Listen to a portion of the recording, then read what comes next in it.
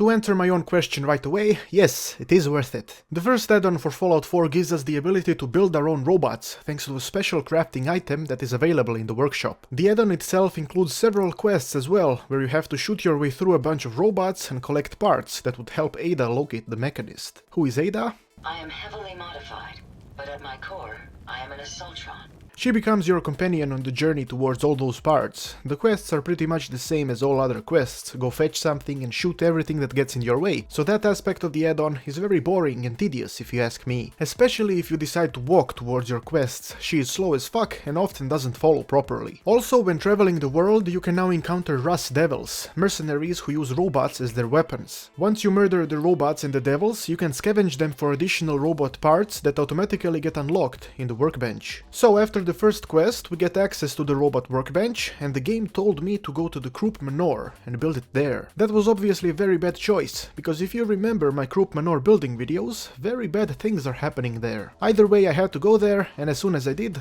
Ada knew. Perhaps it's just my proximity sensors malfunctioning, but something feels very wrong here. The robot building is quite interesting, and there are many options available for all 4 types of robots that can be built. The customization is similar to the power armors, with the exception of the legs. You can't mod them individually. It is also possible to change the colors of the robots. Unfortunately, iBots cannot be built, but they can be used to scavenge for parts automatically. The device you need to build to use them is located in the same special tab as the robot workbench, but you must find the schematics first. In case you're having trouble locating them, they're in the mechanist's lair, in the back room on the table. In order to get to the machinist, you must go through dozens of rooms filled with very aggressive and annoying robots. My first companion was a sentry robot, and I'm not entirely sure why did I pick a massive bastard to accompany me towards the depths of hell, but at some point he just disappeared. The motherfucker just vanished into thin air, and I had to return to the workbench and create a new one. This time I went with a floating blob of death, and I was hoping he would be able to follow me properly. It didn't go very smoothly yet again. I had a lot of issues having him follow me through the corridors, and I started thinking about violent things, but I managed to control myself. Once at the Mechanist's headquarters, we get to experience a few waves of robots as the Mechanist struggles with power output. After a while, the power goes to shit, and we get a chance to talk. If your charisma is high enough, you can persuade the Mechanist to open the door so you can talk. You can also get them to take off the helmet to find out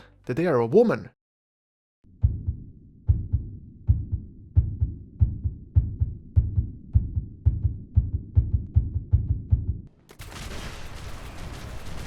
Once that is completed, we get to the control room and gain control of the settlement.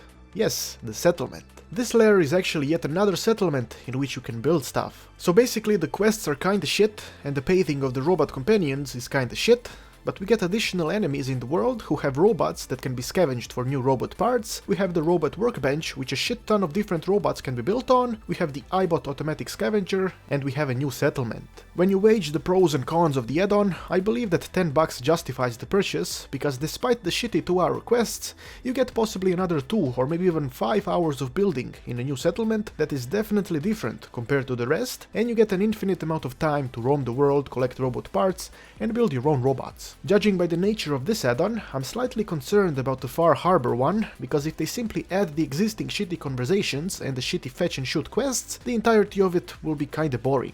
Thanks to the building and scavenging aspect of this add-on, I consider it worth. Thanks for watching, and make sure to let me know what do you think about the Automatron add-on in the comments. I have been Petard, your glorious lord, and may the blessings of Petardia eternally touch your back.